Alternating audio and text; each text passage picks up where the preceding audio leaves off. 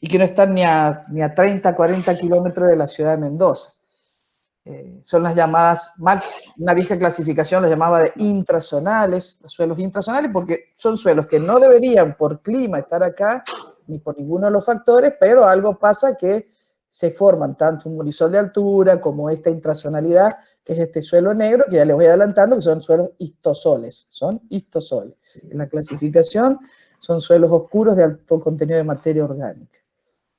Esa zona y un poquito más, o sea, si en realidad va a haber un trabajo que ustedes quiero que lean, que es que se lo subimos de la ingeniera Van den Bosch del INTA, donde delimita bien lo que es el cinturón verde, y que lean que la importancia está que más allá que nosotros ahora pretendo darle énfasis al tema de suelo, pero en sí es un centro se le llama el cinturón verde a todos los centros cercanos a las ciudades o centros de consumo, que la nutren permanentemente de verduras y frutas frescas, que tienen poco costo de transporte, la logística de transporte es muy fácil, prácticamente la chacra y todo lo que sale de esta zona que se llama Cinturón Verde en Guaymallén, alimenta toda la zona, toda la ciudad, los grandes conglomerados de ciudad acá en el oasis norte de Mendoza. Entonces tiene una gran ventaja competitiva, o tenía una gran ventaja competitiva. Lo que pasa es que como es área de salinidad, de problemas de drenaje, que vamos a irlos mostrando a lo largo de la charla, con que hay que invertir bastante plata para tener este área, siempre mantener drenajes abiertos, drenajes artificiales, si no, no se puede, y empieza a devalorizarse o, a ver, si el productor no encuentra en todo eso que aporta una ventaja después económica o lo que se llaman, ustedes saben, en los que tienen economía, que siempre terminan lo que se llama una tasa de retorno importante, y bueno, les empiezan a ofrecer más para hacer barrios, les empiezan a ofrecer más plata para transformar en barrio, y viene un problema de ordenamiento territorial, que es la urbanización, o sea, tierras que son aptas para algo que es el tema agrícola, empiezan a perder valor y se transforman en barrios. Esto está sucediendo en todas áreas de Mendoza. En Mendoza hay un problema de ordenamiento grande, que es las tierras de primera calidad para la agricultura, que pasan a ser emprendimientos inmobiliarios. Y viceversa, hay ejemplos donde hay una sobreculturización, o sea, hay una sobreagriculturización, como es Tupungato, donde se pusieron muchísimos emprendimientos, explotaron los acuíferos, hay muchísimos viñedos, todo que tiene su rentabilidad, pero a lo mejor en desmedro el recurso hídrico que es escaso de otras actividades. Todo esto es lo que hoy se llama esa gran disciplina del ordenamiento del territorio, que es ni más ni menos que dejar que en cada territorio se realice lo que primero sea vocacional, lo que sabe hacer la gente del lugar, lo que se le saque el mejor beneficio, y no solo económico, sino también de sustentabilidad ambiental. Por eso quiero que los chicos de recursos naturales lean muy bien el apunte de ordenamiento del territorio y que hagan un lindo resumen de la problemática de este área. Bueno, eso es en cuanto a importancia estratégica de por qué los cinturones verdes de todo el país son muy codiciados y cotizados. Vamos ahora a cómo se originó, o qué es lo que contábamos. Nosotros teníamos una primera parada por ahí, que debe estar, que es el Pedregal, señalada, la número 1. Está. Mostrar la foto, de todos modos, para que se ubiquen más en lo que es. Se ubican, está más al sur de cualquier otra parada. Agarramos la ruta 7 y nos íbamos hacia el este, y ahí vamos medio dormiditos los alumnos, y la primera pared era ahí en Rodeo del Medio, en una zona que se llama el Pedregal, que está ahí nomás a metros de la ruta 7. ¿Por qué lo presentamos? Porque esto es totalmente distinto a lo que después, al cruzar la ruta, empezamos a ver, que es irnos a la zona de estos suelos distintos. Esto fue, medio hay distintas historias, estamos parados en lo que se llama un pozo Pedregal, lleno de piedras, todo. Lástima no tener un dron para haberlo tomado de arriba. Volver por favor a la imagen. Esta es una zona donde en algún momento, por movimientos tectónicos, orogénicos, cambia el curso. Ustedes cuando miran los ríos de Mendoza, el río Mendoza, al llegar más o menos, que viene, todos descienden, los 5 ríos grandes, las 5 cuencas hidrográficas vienen de la montaña, vienen de las cordilleras, van bajando, van a ver que en el río Mendoza, más o menos a esta altura, se va hacia el norte. Cambia el curso notablemente. Bueno, eso, que se va hacia el norte, es justo la zona donde más se aproximan también el Tunuyán y el Mendoza se hace así, y el Tunuyán queda por aquí cerquita. Esa zona que con ese quiebre, con ese cambio de dirección del río, empieza a generar algunos problemas y algunas zonas con, como van a ver, áreas de drenaje impedido, problemas de drenaje, pero sobre todo queda esto, que era el antiguo afluente, había un afluente del río Mendoza importante que pasaba por acá, que era este, y que por dos motivos, primero por el cambio de dirección, que fue obviamente, estamos hablando de muchísimo tiempo atrás, pero también empezó en esta zona la construcción de la ruta, de ahí sacaban los áridos, de ahí sacaban los materiales para hacer la ruta 7, y todo este pozo, esta gran excavación queda como prueba de que se cortó el flujo, sobre todo el flujo hidrogeológico que era entre un lado y el otro. Uno queda con toda la alimentación hídrica, como es el lado de los suelos oscuros desde abajo, y esta zona pierde esa afluencia hidrogeológica. O sea que estos cambios importantes hacen que esa primer parada les quería indicar el cambio abrupto que hubo entre la zona al sur de la Ruta 7 y lo que quedó hacia el norte. Bueno, y ahí había mucha pedregosidad, rocosidad en superficie, y hace que esos suelos, obviamente, ese pozo y estas zonas excavadas y este ex brazo, quedar así inculto, ¿no? Se requieren, piensa en la cantidad de tierra de relleno que se requeriría para ponerla bajo producción. Bueno, el Pedregal quedó como el Pedregal, como el nombre lo indica, ahí queda. Cuando pasamos al otro lado, que es el punto 2. Esa era la, más o menos lo que había nombrado Rosa. Volvé a la imagen, por favor. ¿A qué No, imagen? ¿A esta? quiero la imagen original, la imagen satelital. Sí, No pero voy a eso se avanzar ve. en eso, no voy a avanzar todavía en eso. Quiero seguir explicando Ok, cómo se produce hidrogeológicamente esto. ahí Bueno, está. lamento que yo no puedo marcarlo, lo que quiero marcar. Pero salimos de esa zona y vamos al punto 2, y ahí comienza a ver algo distinto. Ustedes hubieran visto que en el punto 2, que le llamamos, empieza kilómetro 8, hubieran empezado a ver que todavía no es negro negro como en el punto 3. Es un poco, el suelo empieza a oscurecerse, empieza a aumentar la materia orgánica, se empieza a ver una horticultura que era muy prolija, de mucho surquito. Ahí empezamos a ver que empieza la verdadera chacra. ¿Qué había pasado en este lugar? Bueno, que anteriormente ese brazo que finalmente elimina, que era un brazo de un río que los alimentaba, había generado una laguna. Estamos hablando de 200 años atrás, chicos, que existió la laguna esta ahí. Esa laguna, que abarcaba todo ese kilómetro 8, correcto, casi piensen en el manchón negro que están viendo, eso hace que hubiera un material, bueno, una laguna, inundaciones, mucho material calcáreo, que todavía hay restos de ese material calcáreo, ya les va a mostrar el Nacho. Toda esa zona lagunosa, cuando deja de llegarle el agua, por estos cambios que les digo, bueno, empieza a secarse. En la medida que se empieza a secar ese suelo, toda la vegetación de laguna, todas las que eran lo que constituía esos esteros y lagunas, ustedes saben que tiene una comunidad asociada, empieza a morirse y a quedar sus restos acá, y empieza un proceso de humificación. Y ahí escuchen, porque ahora lo van a ver en el capítulo que viene. La humificación es un proceso que empiezan a descomponer la materia orgánica, los microorganismos, empiezan a descomponer esa materia orgánica, empiezan a trabajar ciertos microorganismos, forman estos humus o compuestos muy estables, y alguna condición impide que siga más adelante, que es la mineralización, que es ya transformarse en amonios, nitratos y nitritos, que es la forma en que la planta toma los nutrientes nitrogenados del suelo, ¿no? Entonces, ¿qué condición? ¿Qué pasó acá? Que se queda permanentemente negro con los años y los años y los años. Lo que pasa acá es que además de ese material formador, lagunoso, rico en carbonato, en mucho material cálcico, hay siempre freática cercana a la superficie. El aporte por debajo sigue existiendo. Y eso va dependiendo, o sea, hay años que vamos y que la encontramos ahí nomás, la freática, hacemos una barreneada y la encontramos muy cerca, y hay otros años que nos han costado y hemos tenido que llegar al 1,5 metros o a los 2 metros.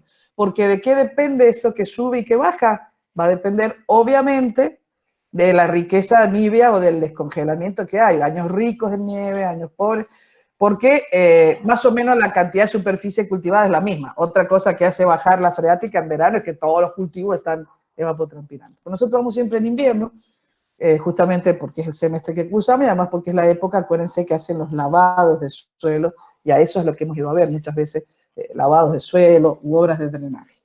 Entonces, estos suelos que por más que se secan, se han secado, continúan negros porque llegaron a una forma orgánica muy estable, a un humus muy estabilizado, que hace que ya no, y las condiciones de hidromorfía, o sea, hidromorfía son suelos formados por el agua. El grupo de recursos naturales tuvo el apunte que ya lo tiene para leer y sabe de qué se trata un suelo hidromórfico.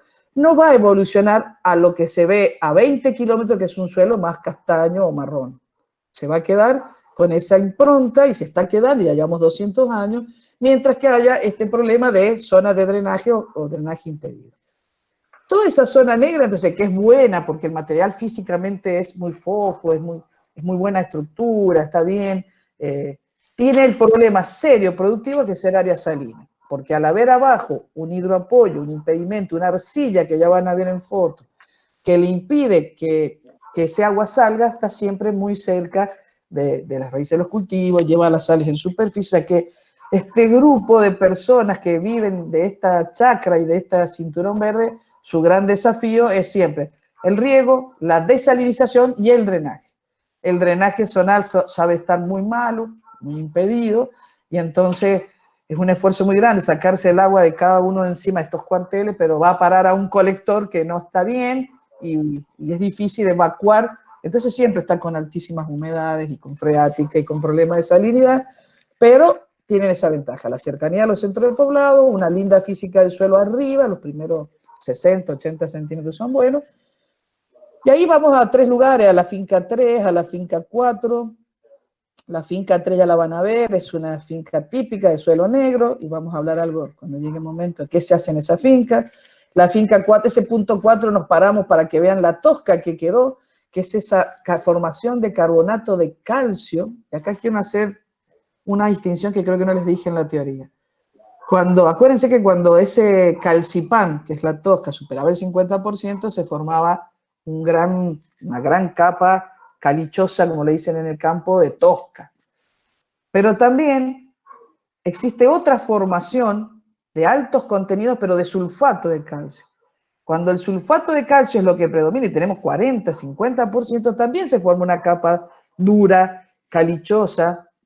La gente de campo le dice a todo caliche, al sulfato de calcio, al carbonato de calcio, pero se le dice tosca o caliche más apropiadamente al que es carbonato de calcio. ¿Qué pasa con el yeso? No hemos ido últimamente a esa finca, pero si yo me corro un poquito más hacia de Corralito para el otro lado, no está la imagen, no da la imagen esta para que veamos, donde ya no es tan negro, sino que empieza a ser nuevo más marrón, pero seguimos en zona de freática cercana al sur, toda esta zona está igual.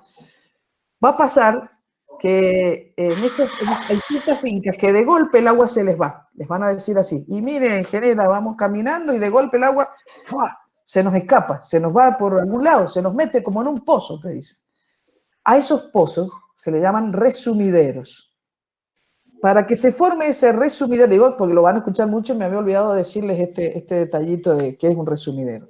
Es una formación entonces, una capa dura, una concreción bien, en todo el perfil a una cierta profundidad, pero es de yeso. Entonces, como es de yeso, es medianamente soluble.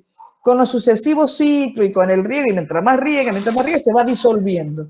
Se hace tan finita a veces esa capa en algún lugar que se perfora. O sea, como que en ese momento se forma un sumidero, ¡fuac!, entre el agua. Entonces, primero, ahí nos damos cuenta que no era de carbonato de calcio, sino que era de yeso. ¿Cuál es el problema? Que no solo hay acá, sino que General Alvear está lleno de estos resumideros. Técnicamente se le llaman formaciones kársticas. Todas las formaciones kársticas con K son formaciones ricas en alguna de estas sales insolubles o medianamente solubles que se acumulan en el perfil. Pero el problema de estos resumideros es, bueno, eso, al regar el agua va y uno estaba planificando, como venía por arriba de la tosca, esta se mete.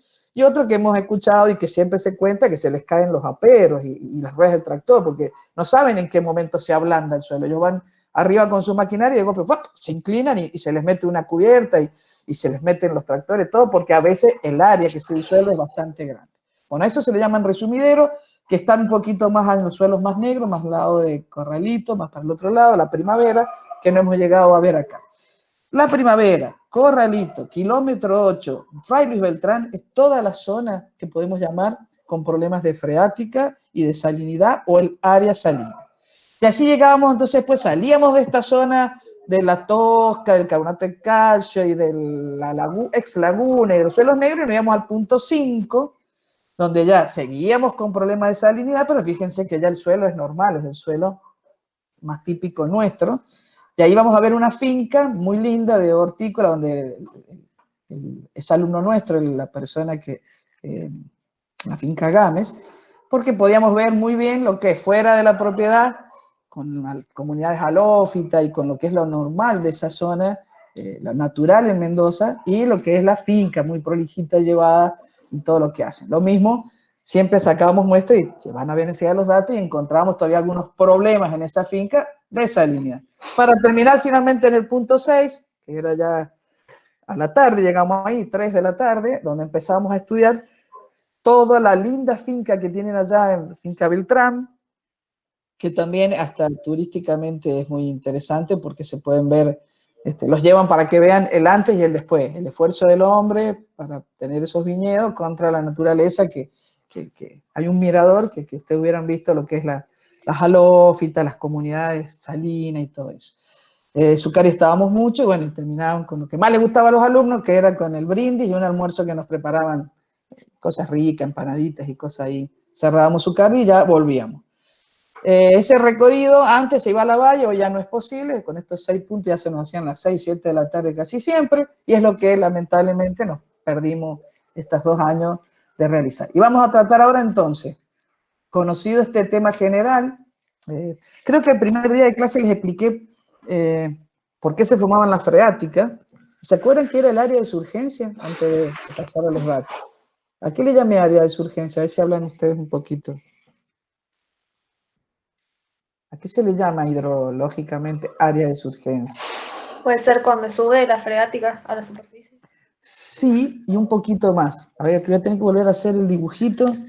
Esperen que voy a poner algo para hacer el dibujo. Que no lo tengo hecho. Se los voy a dibujar. A ver ahí. Voy a compartir un ratito yo la pantalla. Después seguís, Nacho, con las presentaciones estas.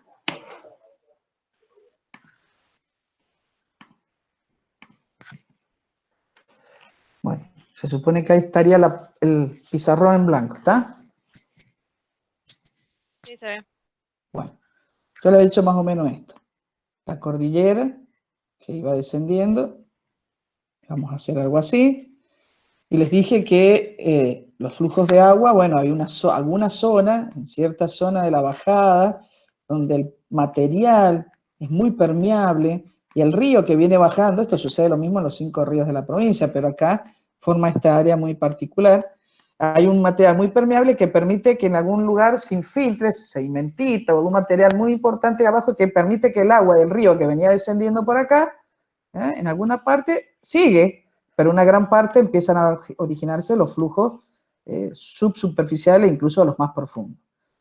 Esto, en general, acá en la zona del río Mendoza, según cuentan, es la zona ahí de donde está el fosforito del, ¿cómo se llama? De IPF, bueno, donde está el complejo este. La destilería. La destilería, no me sale. En ese fosforito, así le digo a mis hijos. En esa zona empieza a ver esta pesa, esta gran. El flujo de agua subterránea en Mendoza es buenísimo. Se estima que un 60% del recurso queda por acá abajo. Por eso que la riqueza de agua subterránea, incluso hay institutos que solo investigan el agua subterránea, como el Centro Regional de Agua Subterránea, que lo estudian en calidad, en cantidad, porque en esta zona norte del río Mendoza, sobre todo, las infiltraciones de este río provocan que haya una muy buena riqueza hídrica acá abajo. Por lo cual, cuando hablamos de sequía y de lo que se viene, tenemos que pensar que son los 2 flujos los que se van a ver afectados, el de arriba y el de abajo, pero que tenemos que todavía sacar buen jugo. Yo les decía que en este descenso habían algunas que iban más arriba, otras más abajo, porque en la medida que nos vamos hacia el este nos vamos a ir apareciendo, acuérdense, van a ir sedimentando los otros materiales, los materiales más finos. Acá arriba se quedaron los coluvios, toda la parte pesada, las arenas gruesas, y luego siguen con las corrientes del agua los sedimentos que son las arenas medianas, las finas, los limos, las arcillas, y en algún punto, que es esta zona donde ya se empieza a poner más limitante sea, ya por pendiente, que le da tiempo, empiezan a depositarse en esta zona, generalmente en la zona este, en San Martín, Junín, y esta zona de Guaymallén, empiezan a aparecer las capas de arcilla en profundidad. Cuando ese flujo que venía bajando encuentra una capa impermeable, como esta, empieza a subir, se empieza a acumular, y empieza a subir. No siempre llega a superficie, a veces, según la profundidad que se provoca, porque acuérdense que los acuíferos está el acuífero que se llama primario, que está más o menos a unos 50 metros, ya lo van a ir, todo esto lo van a ver más adelante, o a lo mejor ya lo vieron algo en recurso agua, los chicos que ya cursaron, los de agronomía ya les va a tocar y aprender esto. Un acuífero secundario que se empieza a formar por estas mismas formaciones más finas, más impermeables, que puede estar que sea a los 100 metros, 150 metros, es variable esto. Hay mapas, ustedes pueden ver los mapas de isofreática, isoacuífera, todo esto está graficado y lo van a ver el día de mañana. Hay un acuífero más terciario que puede llegar hasta, qué sé yo, los 200, 300 metros. Este es el más profundo. A partir de ahí sube y asciende el agua. ¿Qué era diferente, les dijo, al agua freática?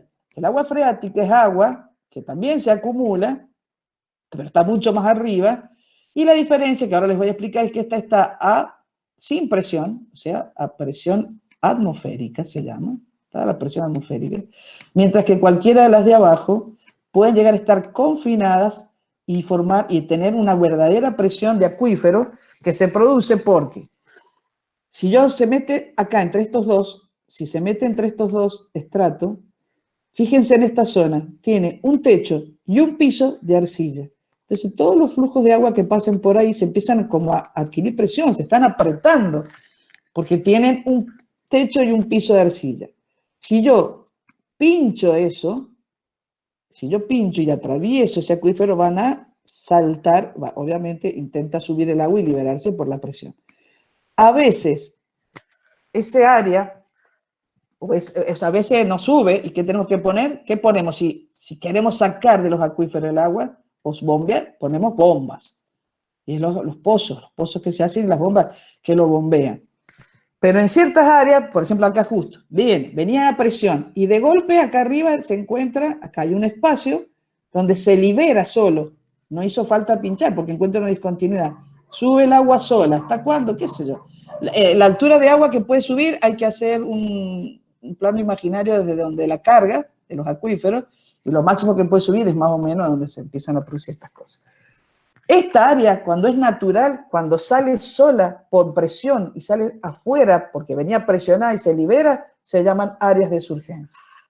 Toda la zona de kilómetro 8, esas zonas son áreas de surgencia porque en algún punto se va a discontinuar y adquiere presión y sale.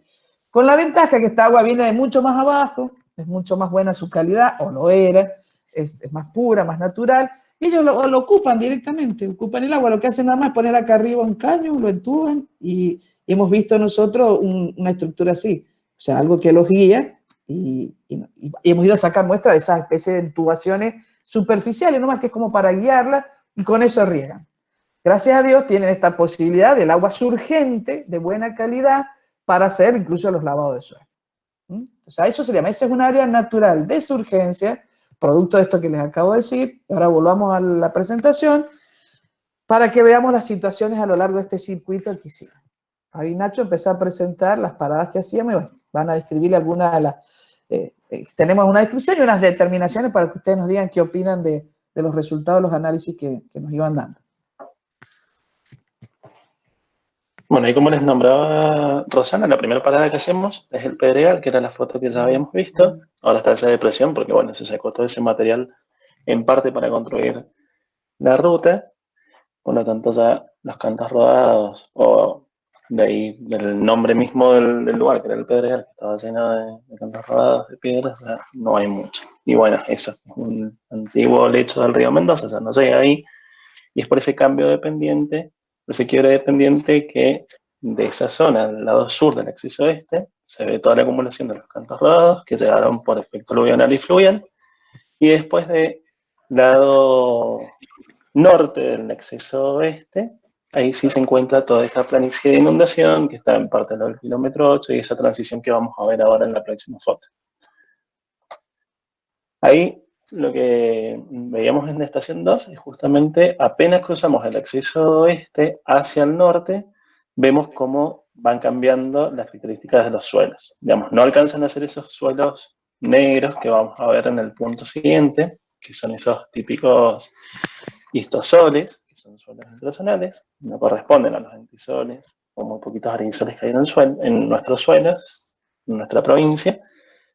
Y ahí está el comienzo justamente de los suelos hidromórficos, el origen de los suelos de la zona, cómo llegaron esos sedimentos hasta ahí, y después el manejo cultural típico, que lo vemos principalmente en esta foto. Ahí sí se ve lo que está recuadrado, es el límite de la finca donde nosotros estuvimos. Si ven, el color de los suelos es muy oscura, están verdes, son las zonas cultivadas. Y ahora, acá lo que nosotros hicimos es... Un momentito, por favor, volver al anterior, algo que no... Fíjense, sí, una situación típica también de manejo. Están todas las parcelitas, y el límite entre una propiedad y otra no existen alambres, no existe alambrado, no existe. Las divisiones las determina el colector. Esas rayas que ven en el medio inclinaditas, son los colectores prediales. O sea, entre una finca y otra el límite es el colector.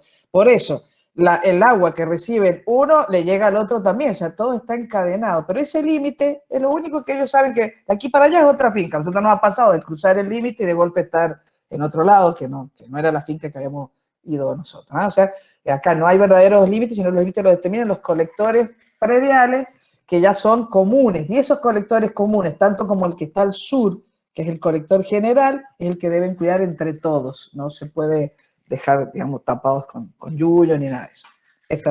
Ya está, seguimos. Bueno, ahí vemos, nosotros tomamos muestras de 3 sectores diferentes de la finca. En un lado era el sector donde justo estaba un cultivo de brócoli que se veía en buen estado. Como ven, se barreneó en ese caso y se sacaron muestras de las diferentes capas hasta 100 centímetros de profundidad. En la primera, los 20 centímetros, hasta los 40, que ya hay más presencia de arcilla, es bastante orgánico.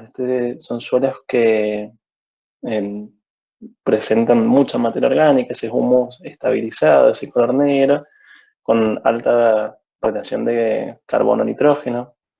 Digamos el valor para que se le vayan memorizando. Tienen que tener más de 20% o casi de materia orgánica para clasificarlo en un histosol. Para que sea un suelo orgánico, tiene que estar cerca del 20%. Esto es una pregunta que hacemos a veces en los exámenes. Le decimos, ¿y qué cantidad de materia orgánica tenías en kilómetro 8? Y nos mandan 3, 5, cualquiera. 3% es la pampa húmeda. Ya dijimos que ese es un suelo mineral con algo de materia, con alta materia orgánica. Pero claro, este es un suelo orgánico, 20% o más para caer en la clasificación de histosol. ¿Y qué porcentaje de materia orgánica tienen nuestros suelos? El principal orden de nuestros suelos, los histosoles. Los entisoles, perdón. ¿Tienen algún valor en mente que les hayamos dicho? Lo mismo de estos valores los vamos a rever y estudiar bien el módulo que queda, que es fertilidad. Pero está, con suerte, cerca del 1%. Bien, si ven acá el tema de la conductividad, fíjense que los valores están en microsiemen por centímetro, ven que va aumentando a medida que está más hacia la superficie, ¿sí? ¿Esto por qué se puede ver? ¿Qué piensan ustedes que está sucediendo acá? ¿Por qué la salinidad va aumentando a medida que nos vamos acercando a la superficie? Por una freática que hace que las sales asciendan. Tal cual, acuérdense que acá es todo áreas de freática, que lo vamos a ver en la imagen próxima, que llegamos a cierta profundidad y llegamos a la freática, y esto por capilaridad, el agua va subiendo y se van depositando las sales en los perfiles más superiores, en los perfiles, no, en las capas más superiores. Profe. Acuérdense, eso es lo que denominamos esos perfiles invertidos. Sí. Profe, también puede ser por evapotranspiración, ya que a mayor evapotranspiración todo esto está... de sales. Sí, por supuesto, es por evapotranspiración, ascienden por eso. O sea, Tal cual. si yo pusiera Digamos, una tapa acá, encima, si yo acuérdense pusiera que una está tapa encima de este campo, sería todo una parejo. bomba ¿Qué fuerte opinan de por los los... valores? ¿Son salinos? No. ¿O están ahí? Bueno, Están en el límite, porque acuérdense. este mismo suelo negro, yo se los muestro afuera de esta zona donde no hay brócoli, y podemos tener 6.000, 7.000, 8.000, 9.000, 10.000, porque este es el producto del tema de lavar, regar más abundantemente y sacar el perfil. Tiene que estar siempre saliendo el agua. Este suelo está recuperado. Esta finca que vamos la lleva bastante bien, señor. Ya no es más Yadó era el original. Muy bien, bastante bien la mantiene con salinidad, pero necesita permanentemente estar saliendo el agua por los colectores, drenando. Si no, no podríamos tener este equilibrio. Y así todo, por estos 3.000, que a veces son 4.000, ya van a ver que hay manchones también. Si, donde ustedes van caminando y ven una mancha en esta finca, sacan la muestra y ya están en 6.000, 5.000. Señales que algo está mal. ¿Qué es lo que está mal ahí? El drenaje. Por algo no se va la sal. Lo mismo buscan especies hortícolas resistentes a la salinidad. Ponen remolacha, ponen acelgas, espinacas, brócoli, que son dentro de todo especies resistentes a estos cambios, porque hoy están bien, pero capaz que el ciclo que viene ese suelo se puede haber por mal drenaje salinizado. Pero ahora ahí, en ese momento, las plantas, el tamaño de las plantas les dice que no era un área muy salina, ni que no estaba mal. El área todo es salina, pero ese manejo está bien, está adecuado. Fíjense que en una profundidad aproximadamente desde 60 a los 100 centímetros notamos una coloración particular del suelo, que nosotros le denominamos gley, que ya lo vamos a ver más adelante, pues hay una foto que se observa bien, que son colores grisáceos, verdosos, que se presentan por formas reducidas, ¿sí? Principalmente del hierro. ¿Y por qué se puede dar esa reducción de esos minerales, de esas formas iónicas, digamos, sucesivas pasa de hierro +2 a hierro +3? Se ven intercalados. Si ven, después volvemos, pero ven estos precipitados férricos, ahí notamos la foto de la izquierda, son precipitados. ¿En qué forma de oxidación está el hierro? Y acá cómo se puede encontrar. ¿Y en qué condiciones cada uno? El de la izquierda como catión férrico y el de la derecha ferroso. Y Bien, está en perfecto. condiciones de anoxia el de la derecha. Tal cual. Sí, justamente esa fluctuación de la freática genera que en ciertas profundidades encontremos el hierro junto con arcillas, son texturas muy finas, donde el drenaje o ese K sub D de arcilla es muy bajo, impide el drenaje, hay anoxia y el hierro se encuentra en su forma reducida. Y después, cuando esa freática disminuye, vuelve a sus formas oxidadas en presencia de oxígeno, ¿sí? Eso lo vemos, en este caso, a una profundidad a partir de 60 centímetros. Y después, lo que ven acá, ¿qué hemos hecho acá en la foto de la derecha? Que no lo hemos hecho a campo cuando hemos salido. Para ver la textura organoléptica, ¿no? Tal cual, ¿sí? Y como ven, ahí, bueno, el cilindrito no estaría menor a 3 milímetros, pero seguramente si lo hubiésemos hecho y lo hubiésemos unido, son texturas muy finas, ¿sí? Que después lo demuestran las determinaciones que nosotros hemos hecho en laboratorio. Esto, como ven acá, es una nueva plantación que se había iniciado hace poco de plantines de brócoli, y si observan en los surcos, acá bueno, está justo corriendo el agua porque estaban aplicando el riego. ¿En qué parte del surco ven la ubicación de los plantines? ¿En la parte superior o en los bordes? ¿La parte superior? La foto confunde un poco, pero los plantines están ubicados en los bordes. ¿Y por qué puede suceder eso? ¿Qué sucede en la parte superior del...? Se acumula la sal, ¿o no? Tal cual, ¿sí? Entonces... No, esperen que les aclaro lo que es eso, Nacho. Eso no es que, no confunde la foto. Lo que se ubica en el borde es la semilla. Cuando ustedes siembren en un suelo salino, ubican la plántula tiene que emerger en el borde para que le llegue el agua y la succión total sea menor. Acuérdense que la succión total es la osmótica más la de humedad. En la cresta, como dice el Nacho, siempre va a ser muy. Lo que van haciendo luego que sale, va a ir haciendo el apor, el apor que es llevar tierra, ir acercando la tierra a ese original y se van armando estas camitas. Y finalmente, capaz que estas tienen, no sé, estas plantitas ya tendrán 25, 30 días, no lo sé, porque ojo que la horticultura es rápida, en 40 días sacamos la planta. Igualmente estos Van eran asentando plantines la que los planta, trasplantaron, no salió de semilla. ¿es Eso es lo que nos había trasplante? Bueno, dicho, si es trasplante lo es ubicamos, trasplante. pero la siembra de la Por eso dice que semilla, son tramplines. o sea, las hortícolas, que generalmente van desde semilla, no trasplante, no es normal, no se usa mucho en esta zona ni el spilding ni el trasplante, son muy de semillero, se pone cerca del borde y después se va porcando y siempre terminan al centro. Cuando ustedes van finalmente a una zona como esta, ya están al medio porque llevan unos cada 15 o 20 días hicieron el arrimar la tierra.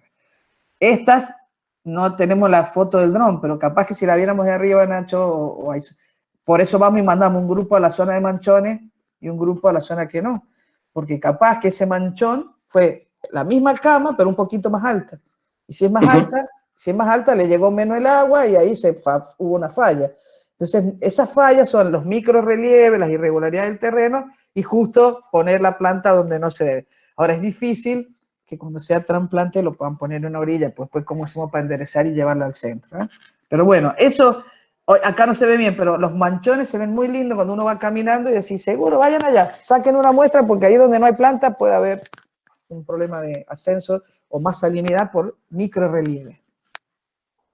Bueno, ahí lo que observamos en la misma finca, fuimos a una zona inculta que estaba, obviamente, había un sector de halófitas, de plantas halófitas, y vemos que las conductividades ante condiciones naturales, fíjense los valores que alcanzan, de 14.000 decisimen, ¿sí?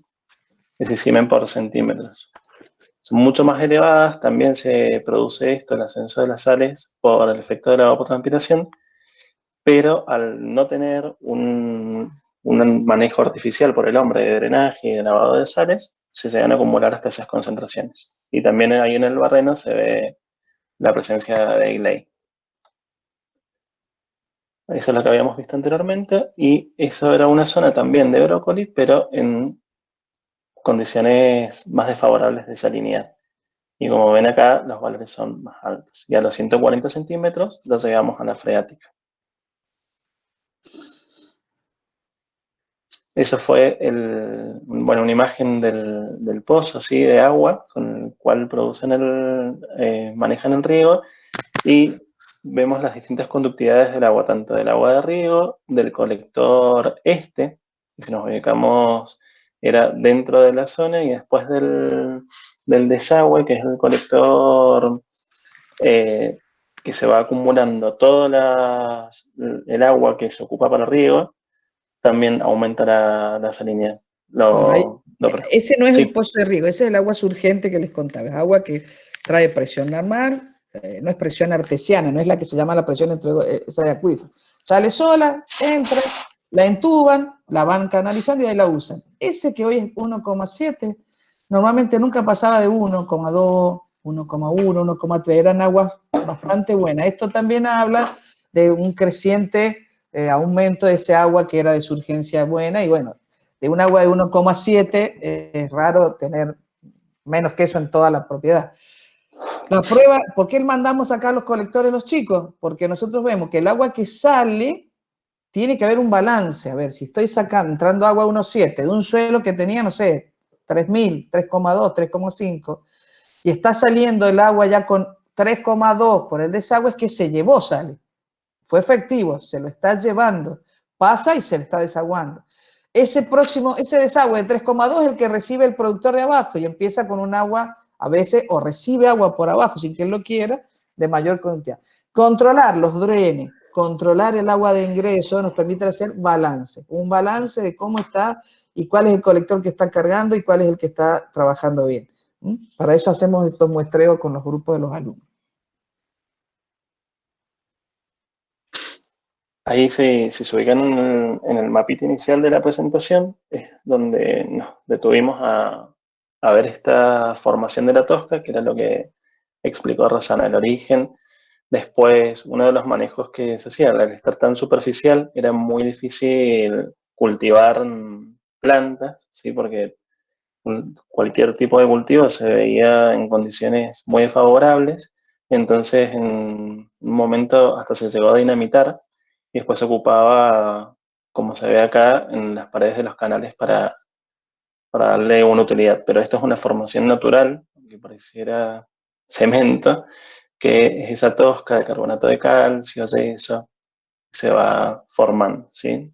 Y está Ahí hay una justamente... palabra que tienen que anotar, chicos, que no se les... Travertino con B corta. Se la vamos a preguntar en la práctica. Me olvido, no hemos traído la foto, pero la tosca esta, que en una laguna, en ambiente tranquilo, se va hacia abajo y sedimenta, queda en el fondo de la laguna, que son estas que quedaron, la atravesaban, habían plantas. Cuando se secó y se secaron, quedaron todas agujereadas, todas esa tosca quedó agujereada, porque eran las raíces que le pasaban, que la atravesaban, se secó, se hizo bien toscosa, se endureció, algunas todavía cuando uno va le queda algo de negrito alrededor, que es la raíz que se está muriendo, pero quedó como, piensen en una piedra pome perforada, bueno, así queda el travertino, que lástima, lo tenemos en la cátedra, no tenemos la foto acá.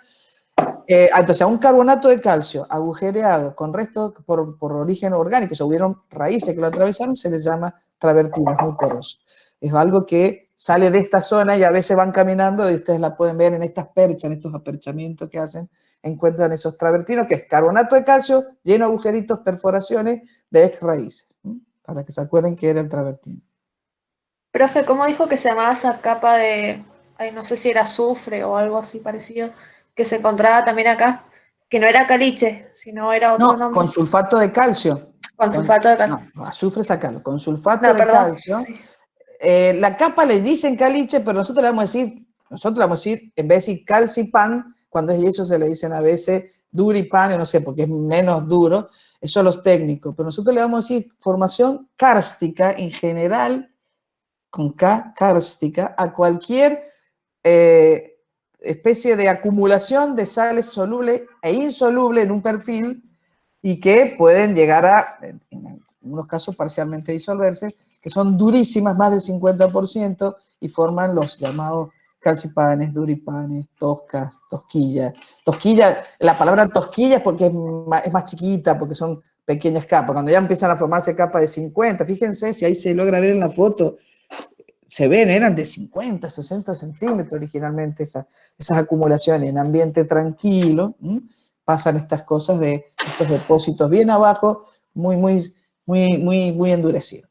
Formación kárstica. Travertino es el tipo de formación acá, carbonato de calcio agujereado por material orgánico, las raíces de todas las hiperáceas y todas esas plantas de lagunas que las atravesaban. No en vano el dibujito que muestra los huarpes con el zapato, ¿eh? La calabaza en la cabeza pescando, está llena de juncos y de cosas, era el tipo de material de vegetal que había en estas lagunas, ¿eh? Bueno, eso lo podemos ver solo, nos paramos ahí para verlo. Seguimos adelante en el micro.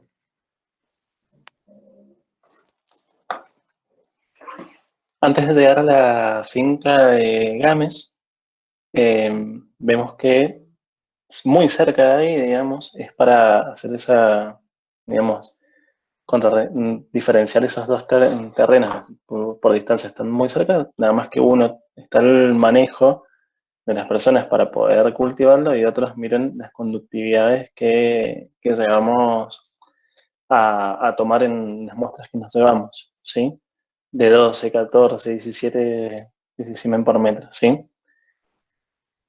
Ahí, obviamente, lo único que había presente eran halófitas que resisten, tienen adaptaciones para ese tipo de salinidad.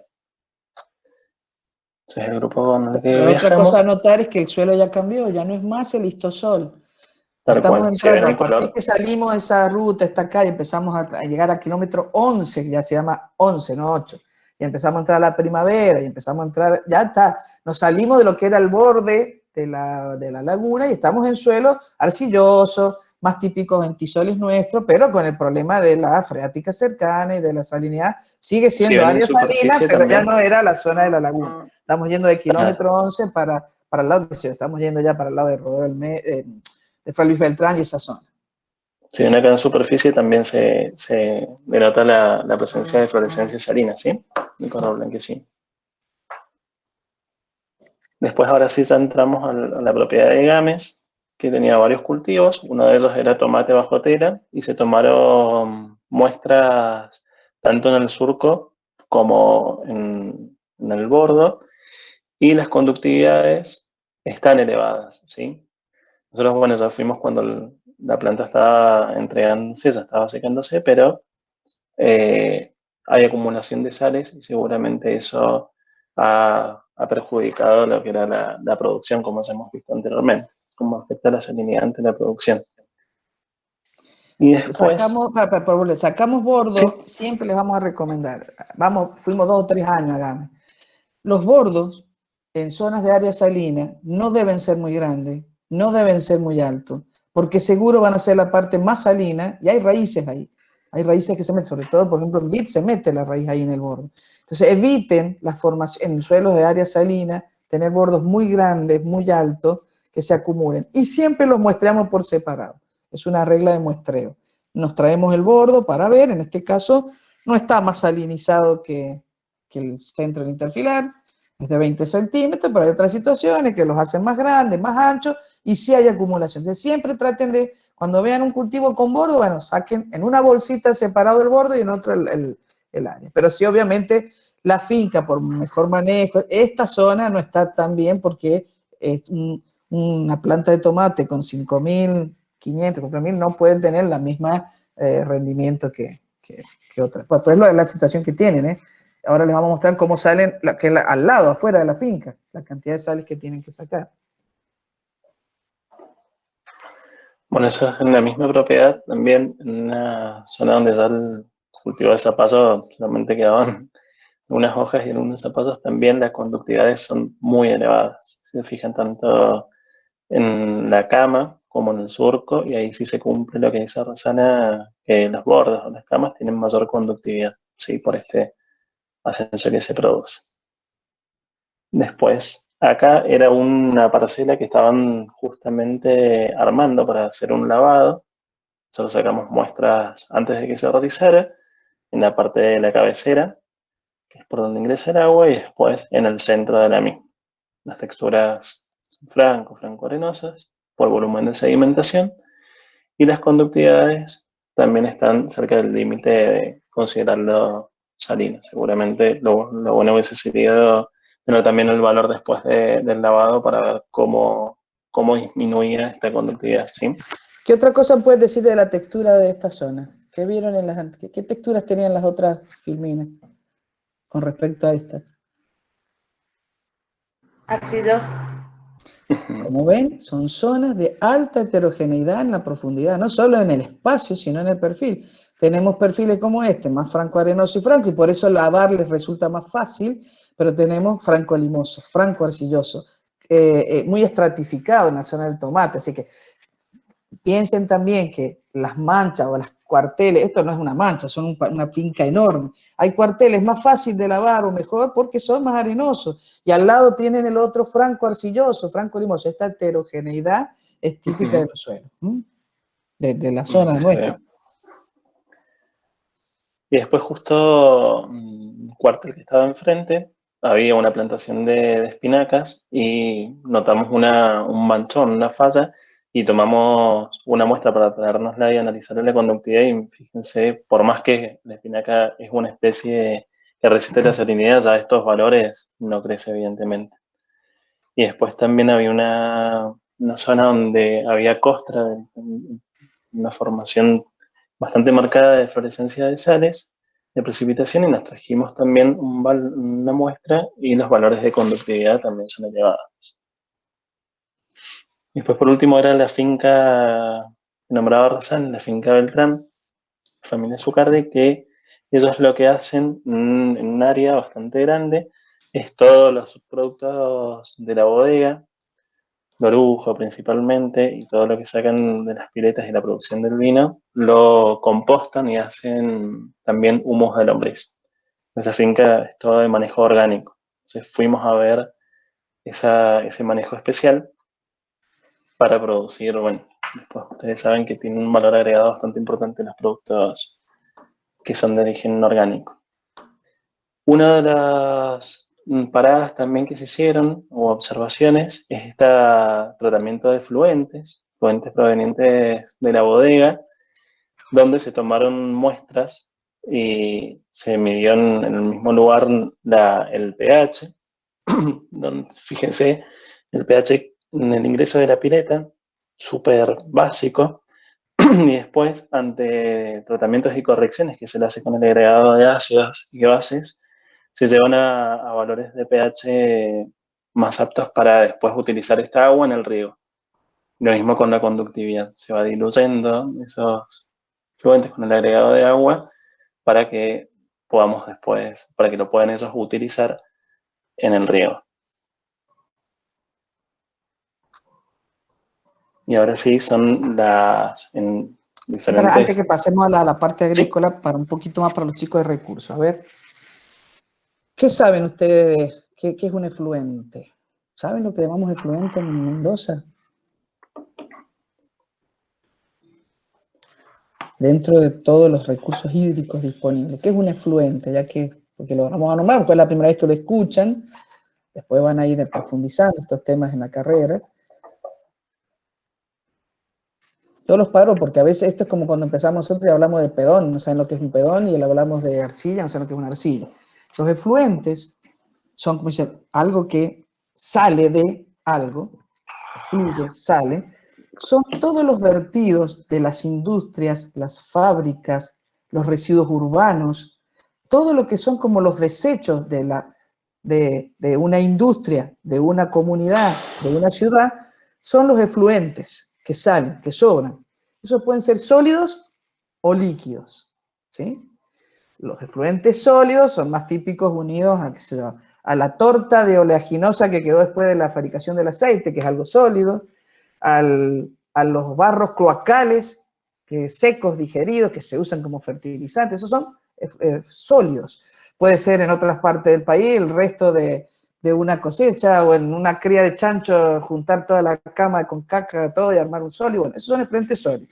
Nosotros le damos especial importancia en Mendoza a los efluentes líquidos, porque es un volumen importante que sale de la industria, sobre todo, en estas zonas tan pobladas, estos centros, los oasis productivos, tenemos muchos efluentes de bodega, de industria, de lavadero, y tienen distintas calidades. Y es agua que no debería desperdiciarse. Hay otros países que matarían por 1 mililitro de agua por la escasez hídrica. Entonces se ha hecho un planteo general en todo el mundo desde hace muchísimos años que usemos y reutilicemos, se llama así, aguas de reuso, reutilicemos estas aguas con algunas finalidades.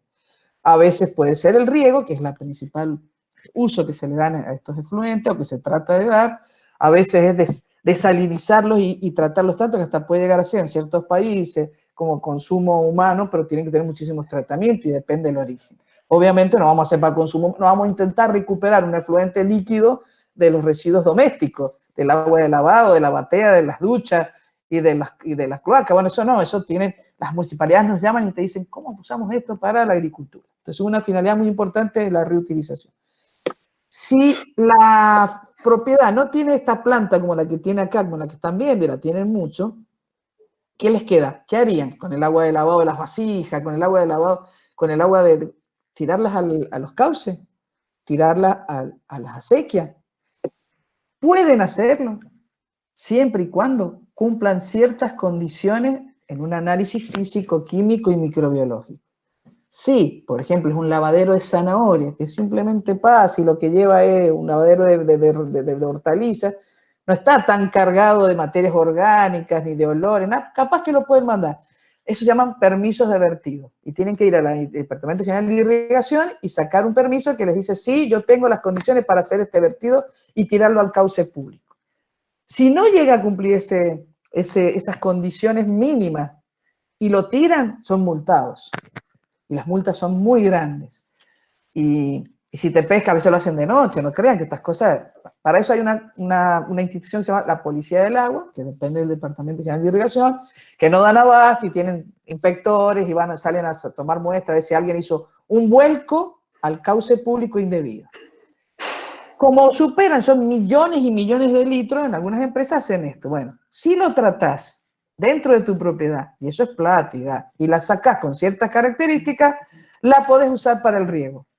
Si no logras esa característica, no la pueden usar más que, y ustedes habrán visto, lo que se llaman los eucaliptus, esos bosques de eucaliptus que a veces rodean ciertas empresas. Son forestales que se pueden regar con estas aguas, porque el forestal aguanta un montón estas condiciones, y además van bombeando, sacan el agua del sistema, del lugar, y eso eran los derivados vínicos, que era otra visita que hacían antes, que es una planta que hay en la Ruta 7, que iban gente, los chicos de recursos, a sacar muestras en derivados vínicos.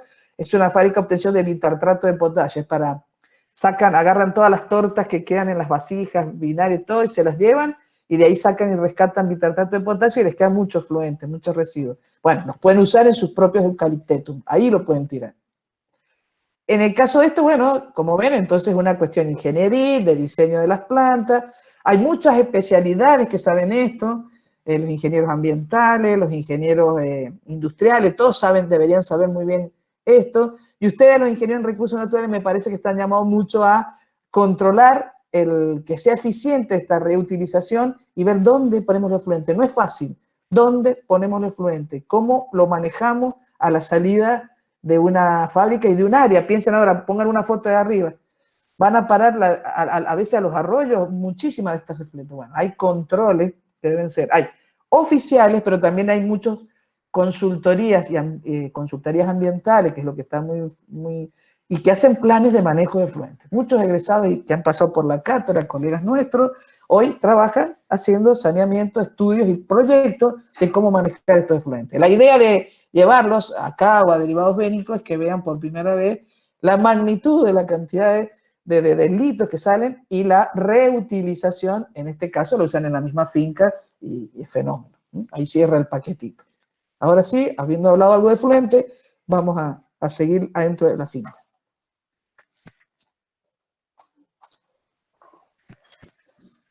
Bien, como vemos, nosotros abrimos 3 o 4 calicatas esa vez que fuimos a la finca.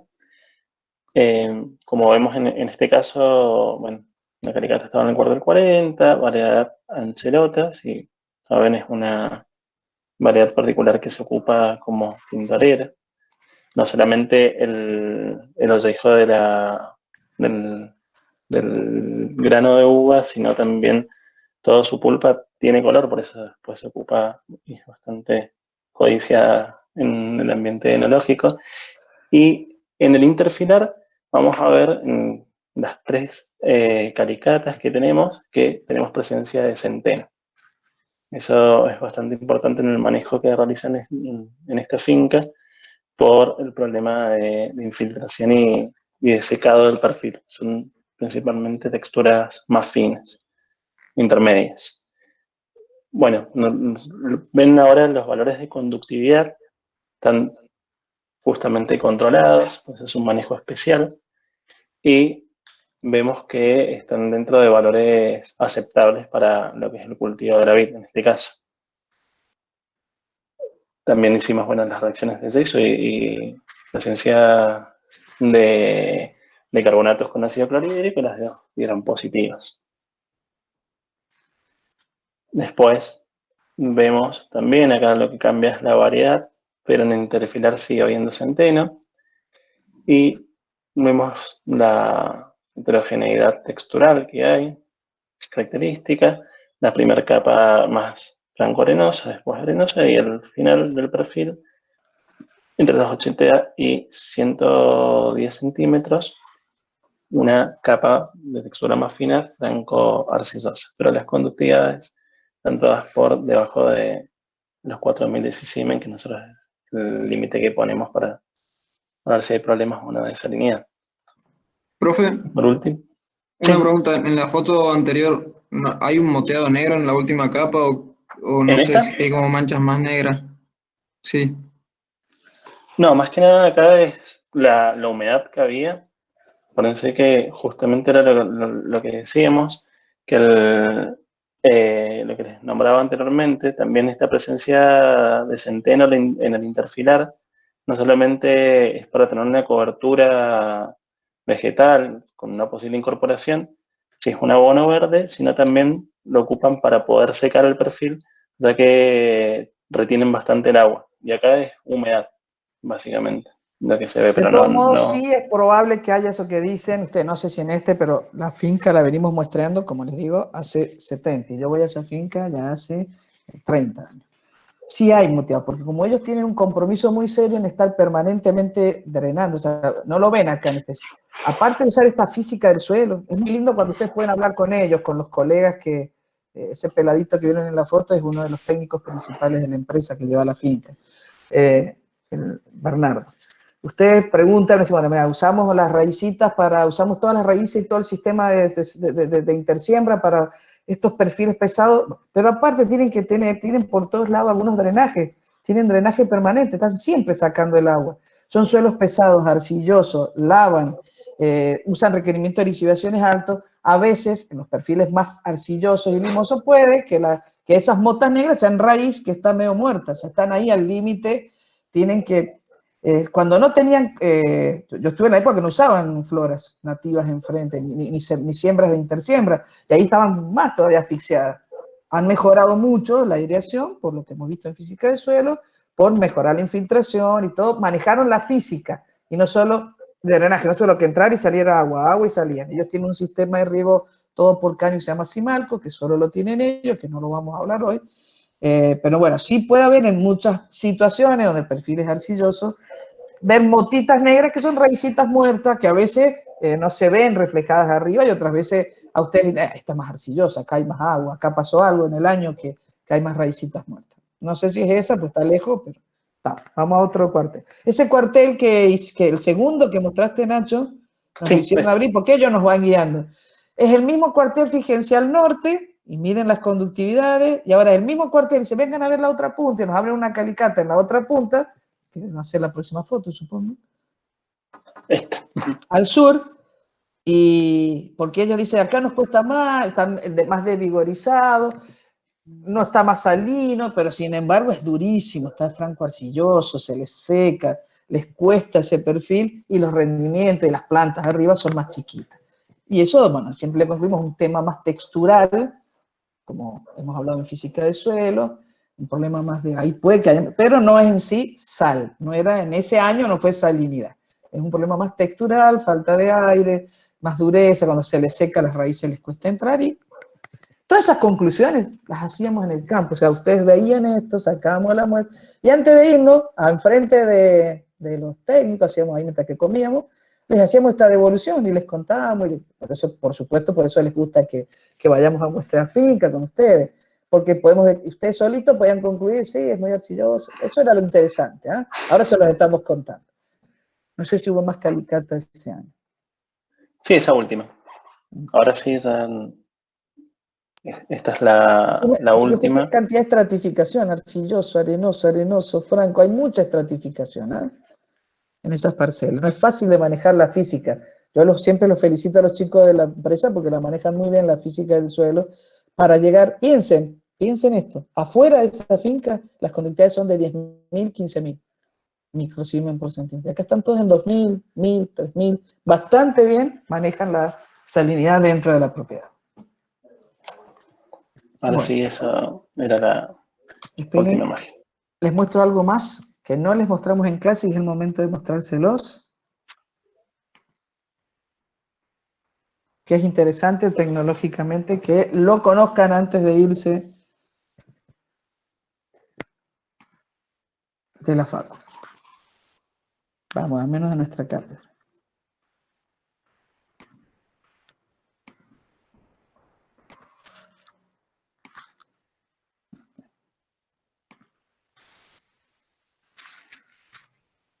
Veo que se han ido muchos chicos.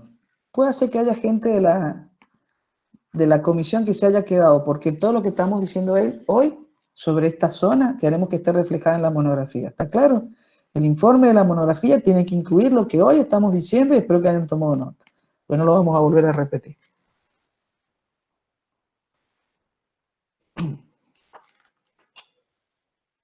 Bueno, ahora vamos a ir a la presentación. Fíjense ese cuartel. Ese es otro que vamos siempre. Llegamos al final de la finca. ¿Se está viendo el cuartel? Bueno, ese cuartel, que es el 44, lo venimos siguiendo hace 10, 12 años y siempre está así, con problemas. Y cuando vamos en invierno vemos esto. ¿Qué es lo que vemos arriba? ¿Qué tipo de sal es esa? O creemos qué tipo de sal es. Yeso. Cloruro de sodio. Falta calcio. A ver, le hemos hablado varias veces. ¿Qué es la eflorescencia blanca salina acá arriba? Ah, El sulfato yeso, de sodio. sulfato de sodio, es probable que sea. Ahora vamos a explicarlo de nuevo por tercera vez, a ver si se les queda.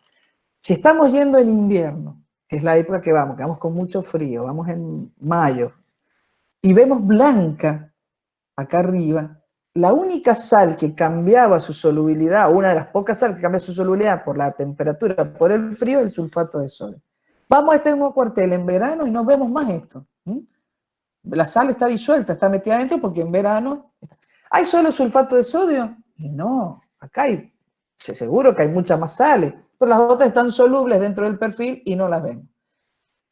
Para el que dijo que podía ser yeso, sulfato de calcio, sí, podría ser una enormidad. Lo que pasa es que es claro que si agarras una costra de esta salina, estas de fluorescencia, y le haces la prueba del yeso, no te va a salir. Sin embargo, ahora vamos a mirar, ¿por qué nos llamaban? Porque la verdad que nos han preguntado muchas veces, este cuartel lo he perseguido personalmente. Es un problema también de texto. Está al final, acá, enfrente, acá, a donde yo estoy tomando la foto, hacia atrás mío, está el colector grande, principal. Y sale agua de los lavados de esto, pero como que esta parte nomás, pero para allá no está nada lindo. ¿Para qué usamos este cuartel que les trae problemas? Yo que creo es más. Si les digo, me parece que no está más el parral de Sauvignon Blanc ahí, me parece. Bueno, hicimos ese año, a ver. El cuadrito que se desapareció. Profe, Sí. le hago una Sí. pregunta. ¿Y por qué, yo me acuerdo una vez viajando en la provincia de San Juan, en el verano también se ve como así como esa sal por arriba de la superficie? Bueno, ahí puede ser, ahí te creo más que puede ser alguna sal medianamente soluble. Es raro que sea tan yesoso y que lo veas así en superficie, porque eso se da mucho en el perfil, pero es raro que en verano veas esto. No hay una sal, el cloruro de sodio es el llamado salitre peligroso, o sea, el salitre que no ves nunca, ni en invierno ni en verano, está dentro. Así que es raro. Si es verano, puede que sea yeso, que es la única sal, o bicarbonato de calcio un poquito, pero sobre todo yeso, que se puede precipitar. Yo no lo he logrado nunca ver así en superficie como esto. Esta tipo nieve es un sulfato de sodio invernal. No, en verano es muy raro, se disuelve todo y todo va adentro. Pero bueno, la próxima vez que pasa, sacarle foto y poner la fecha para que la veamos de nuevo. Bueno. Y lo discutimos. Y si más podés andar y sacarte una costra de arriba en una bolsa y la analizamos, mejor todavía. Bueno, Ahora, no sé por qué no puedo mostrarles, se me va la voy a mostrar acá. ¿Ven los resultados de la salinidad ese año? Esto fue, no me acuerdo si fue el 2018, ¿cuándo fuimos? Porque con 2019 no fuimos. No importa la profundidad, siempre está alto, 10.000, 9.000, 8.000, y no es que no laven, y no es que no sepan manejar, porque hacen los mismos manejos que allá, intentan. ¿Y qué textura les parece acá arriba? Estas dos sobre todo son iguales, franco limoso. Recién abajo, allá a los 80, afloja un poquito, pero es muy franco limoso. Ahora sí vamos a ver el perfil típico de este cuartel.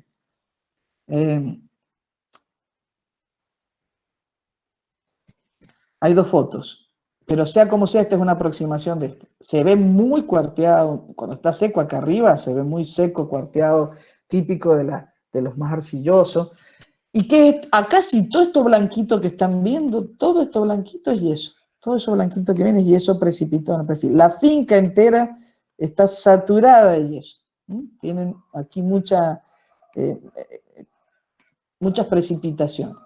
Es muy pesado, muy difícil que pase, les cuesta mucho, no tienen cobertura, no se les da, porque está con 10.000, no se les da.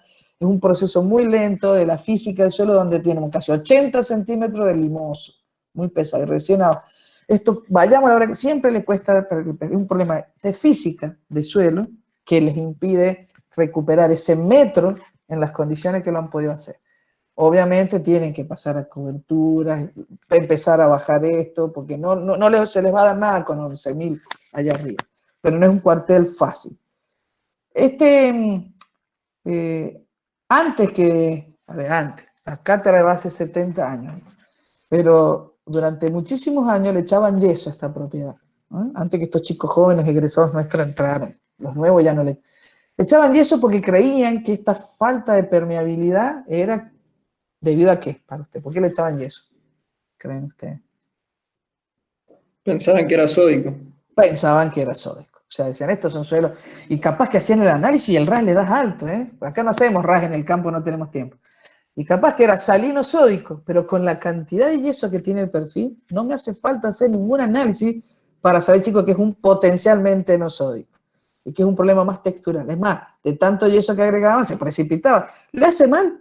No, no le hace mal. Todo el yeso en exceso se va a precipitar. Pero gastaban toneladas de aplicaciones. Bueno, hace mucho, de que están toda la gente joven, que han logrado cambiar la forma de pensar, ya está, hace por lo menos 15 años, 20, que ya no echan yeso, ya saben que no es por el lado de sodicidad, sino que lo agarraron por el lado de la física del suelo. Entonces, como recién acabamos de comprar en el INTA un aparato que se llama sonda de salinidad, usamos estos cuarteles de Zuccari para empezar a hacer algunos uso de esta sonda, que es la que les quiero mostrar ahora, que es muy común. Es una forma, o sea, el principio es viejísimo el principio de funcionamiento de la mal llamada sonda salina, porque ahora les voy a explicar que están creyendo los que la pasan y este servicio, porque hay poca gente que tiene esta sonda, ¿eh? Tenemos nosotros en el INTA y uno más en Mendoza que tiene este equipo y hace estos estudios, y después venían de afuera, los chilenos hacen estos Profe, estudios. Sí. esa es la sonda de 4 electrodos que nos mostró en la primera vez que Sí, fuimos. es parecida, pero ahora el principio un poquito cambió. Ya no es la sonda de 4 electrodos, sino que es una sonda bipolar, se llama, dipolo. Bueno, el principio, no importa este principio, eso no se lo voy a explicar. Ni yo le voy a explicar esto, Vamos a mirar el aparato. Si hubiéramos tenido tiempo, pero es más o menos, viste, acá está lo que decís vos, acá tenemos ahora acostadas los cuatro electrodos, es una barra, y como dijimos siempre, las de afuera hacen la corriente, o sea, establecen el campo eléctrico, y las del medio miden la diferencia de potencial debido a algo. Algo pasa acá en el suelo que cambia entre estos polos externos y las del medio, que son las que miden la resistencia de verdad. Pero estos equipos ya son más modernos. Esta es la que te mostré el otro día, la de los 4 electrones. Esta está de nuevo. Pero la que usamos hoy mucho, y ya es mejorada, es una que se llama dipolo. Fíjense que la de abajo es la misma que la de arriba. Ustedes no se dan cuenta porque son dos instrumentos unidos. Uno está acostado y el otro está vertical. Esta se llama sonda de inducción electromagnética. ¿Por qué? Porque induce un campo electromagnético y luego ese campo que se origina cambia por algo. ¿Qué lo hace cambiar? Muchas cosas. Y ahí viene el error. La pasan las empresas creyendo que les están midiendo salinidad, pero muchas cosas en el suelo le cambian esa propiedad, a ese campo electromagnético le cambian su capacidad, su inductancia se llama. Si lo pasamos horizontal, penetra una cierta cantidad, por ejemplo, 0 a 50 centímetros. Cuando lo pasamos vertical, penetra un poquito más, 1 metro. Entonces al principio les decían, pasen el equipo vertical y después horizontal. Hoy lo juntaron en uno solo, y en una sola pasada, esto no es muy pesado, es todo madera, no tiene que haber metal, porque todo lo que sea metálico le cambia la parte electromagnética. Esa parte, ahora en una sola pasada, logramos tener hasta 1 metro de profundidad, y eso es, fíjense, no está tocando el suelo, o lo toca por arriba, o sea, pasa por arriba, la onda electromagnética ingresa y me empieza a medir lo que hay abajo. Ese es el principio de esta sonda, que ahora hay más sofisticadas. Nosotros lo que le hicimos, bueno, empezamos a mirar qué le hacía variar. Solamente la parte de salinidad. Entonces lo usamos, primero para valorar de que si porque se pasa tan rápido en un día que podemos dejar relevado y mapeado toda una finca en un día. Podemos ver si hay contaminantes, podemos hacer manejo de cultivo de sitio específico. ¿Para qué lo usan más acá en Mendoza? Todas estas son finalidades, pero acá en Mendoza lo están usando como criterio de heterogeneidad de suelo. Es para hacer mapas de suelo. Para eso se está usando. Lo que mide la conductividad eléctrica aparente. Fíjense que no hay un extracto de saturación acá. Acá no hay una pasta. No hay nada. Solamente medimos ese cambio, ese campo que se indujo electromagnético, se transformó en una resistencia, pero no está en saturación, está en la humedad que le corresponde. Y está influida por las sales solubles, ¿sí? Por la cantidad y tipo de arcilla, por los minerales, el contenido de agua, la densidad aparente, la materia orgánica, la temperatura. Tantas cosas hacen que varíe ese campo electromagnético y esa electricidad aparente, que es obvio que no las iba a seguir solo la sal. Y ese fue uno de los primeros fracasos cuando trajeron hace 10 años esta sonda, porque decían, mira, hicimos los mapas con este aparato y después hicimos salinidad y no se pega con nada. ¿Y quién te dijo que era solo las sales solubles? Hay muchas cosas que influyen en esto. Entonces, el trabajo de ustedes, una vez que les pasen y les entreguen los mapas con esta sonda, es después ir a sacar muestritas y decir, y analizar todo este tipo de cosas, a ver qué fue la humedad, la densidad aparente. Hay que sacarle jugo, no es solo hacer el mapa. ¿Qué me hizo variar? Bueno, ahí lo estamos por pasar. No voy a pasar, le voy a pasar. Lo unimos, fíjense, a humano. Esto fue un invento nuestro que le llamamos sensor electromagnético móvil, quedó referenciado. Era una cuatrimoto, ¿cómo se llama? Un cuatrimotor, pero que unimos. Acá está, hay varios aparatos que pasamos adentro de la sonda. Uno era la sonda, pero acá hay aparatos para medir el espectro del viñedo. Este es un GPS diferencial. Todo esto era para poderlo comprar y inventariar y no que no fuera un cuatriciclo. Pero está bien lejos, porque no debe nada del motor y nada del efecto del cuatriciclo afectar esta zona. Y este trineo, que lo llevamos es de plástico, no debe haber metal. De hecho, hasta las punteras del zapato molestaban, los celulares molestaban, los relojes molestaban, así que hubo que sacar casi van los chicos desnudos a hacer las determinaciones de estas cosas.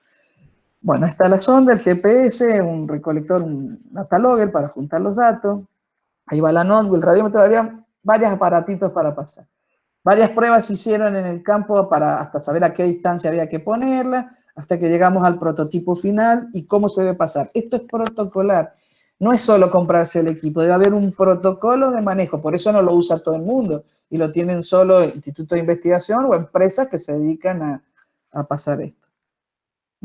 Bueno, esta es una típica pasada, fíjense que mide, ahí, está permanentemente tomando mediciones, permanentes, pero son muy puntuales.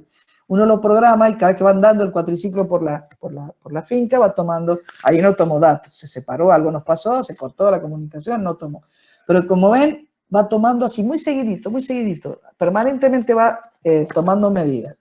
Eso no lo podríamos nunca igualar con ir a sacar muestras con un barreno, que a lo sumo sacaremos 1, 2, 3, 4, 5, 6, ¿cuántas podríamos sacar para ver la salinidad al metro y en cuántos puntos? Entonces estos son muy buenos equipos para ver variabilidad espacial. Bueno, ahí empezamos a mapearlo, esa es la que se llama conductividad eléctrica vertical, y ya estos manchones indican algo distinto, no sabemos qué es. Después pasamos a la otra, que tiene una ventaja, además de decirles el valor de conductividad eléctrica, les dice ese borde, la varianza, o sea, si se acuerdan de estadística, es sería como el error o la varianza de la predicción. ¿Está bien? Bueno, todo esto lo hace el equipo, ustedes no se preocupen, el equipo les va haciendo esto, y el software que tiene unido va dando mapas, y a veces les venden este mapa, y ustedes no saben qué es, o creen que es salinidad. Acá ya está procesado hasta el final. ¿Y qué son? Conductividades eléctricas. ¿Y qué hacemos con esto? ¿Qué me pueden decir? Este es el cuartel 44 que les mostré recién. Solo podemos decir que hay algo acá, más hacia este sería el noreste, no importa, que es distinto, hay cosas distintas. Bueno, ¿cuál fue el trabajo que siguió? No solo obtener los mapas, que es lo que les venderían a ustedes, sino una vez que tuvimos el mapa de conductividad eléctrica aparente, que me lo vendió alguien o me lo hizo alguien, empiezo a hacer unos muestreos dirigidos. Voy a esas zonas distintas, hago un modelo, Luego le hago un tema de geoestadística que se llama el Kriging del residuo. Voy haciendo cuestiones estadísticas, que no cualquiera las sabe hacer, obtengo lo que se llama el error y la predicción, y ya voy teniendo algo mucho mejor, que finalmente lo tengo que ir a validar al campo. Ahí sí, a todas esas manchas, a todos esos sectores los muestreamos y le medimos, miren, conducta eléctrica actual, la humedad actual, el volumen de sedimentación, el extracto, la potencial, las áreas probables, que sea el pH, varios aspectos para ver con cuál le explicaba mejor esta variación. Eso es lo que se debe hacer al llegar a una finca. Hacer varios análisis con unas muestras y decir, ¿qué me está mostrando esto en realidad? Y bueno, obviamente sigue mucho la conductividad. Se nota que era la conductividad. Es muy igual la conductividad. ¿Por qué? Porque si llegamos a una finca, cuando vemos sales blancas arriba, es obvio que es salinidad lo que más explica. En otros casos nos ha pasado que es la humedad lo que más lo ha explicado. Este trabajo con la sonda, esta modelización que nos permite llegar a estos mapas, son hoy la tecnología que se está usando, chicos. ¿Qué les sirve además de ver en qué zona está lo distinto? Hoy, si alguien les hizo este mapa, miremos este mapa, ¿cuántas zonas distintas creen que hay en esta, que pueden ser 5 hectáreas? ¿Cuántas zonas distintas hay? Por lo menos hay una azul oscura, una celeste, 1, 2, 3, 4, 5 zonas. 5 o 6. Bueno, ¿qué vamos a hacer con el muestreo? Van a tomar muestras que van a ser varias muestras compuestas del sector celeste, varias del azul, unas del rojo, y van a tener en vez de hacer lo que hubiera hecho acá, un zigzag, porque una de las determinaciones es hacer un zigzag y si toman una muestra compuesta de acá, ¿qué hicieron? Perdieron la variabilidad, porque si metieron todo en el mismo balde las muestras que tomamos así en zigzag, no saben qué pasa en realidad. Yo les dije, en fertilidad puede que lo admitamos eso, porque no fertilizamos muy distinto. Pero en caso de salinidad, y no, sacame una muestra acá, sacame una muestra de lo naranja y llévamelas aparte. Conclusión, estos mapas, al menos si no le sacan el jugo para otra cosa, les permite sacar un buen muestreo compuesto pero sectorizado. Ustedes deciden a dónde van a sacar las muestras y van a ser bien distintas una de otra. Acá, por ejemplo, yo sacaría una buena muestra acá y otra distinta acá, porque obviamente ahí son 2 zonas distintas. Entonces dirigimos el muestreo. Es muy bueno un mapa de estos iniciales. Imagínense si está inculto, lugar. Puede estar inculto, pero es para un futuro proyecto de cultivar. Yo ya sé que tengo heterogeneidad. Y si sé, por ejemplo, que esto es un alto del terreno, y bueno, ya sé que tengo que nivelar estas cosas, cuando le saco el jugo a estas herramientas, son muy buenas para el manejo que se llama sitio específico. Supongamos que ya no puedo cambiar, que acá, que esto fuese arena. Esto es arena y esto es franco.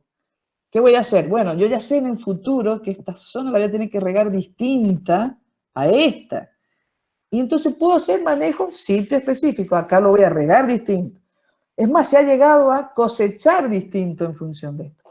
Ahora, ojo, no se usan solo mapas del suelo. ¿Ustedes han escuchado hablar de lo que es los índices verdes?